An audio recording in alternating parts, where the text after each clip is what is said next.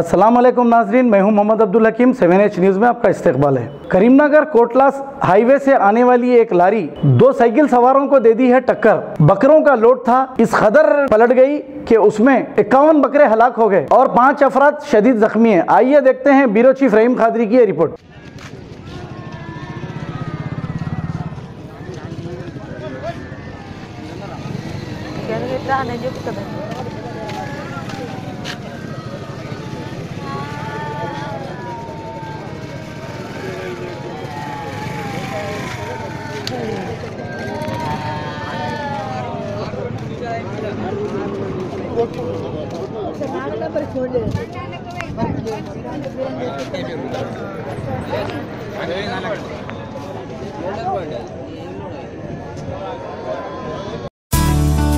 Pride India आपके लिए लाए हैं बंडागुड़ा में natural gated community lake view.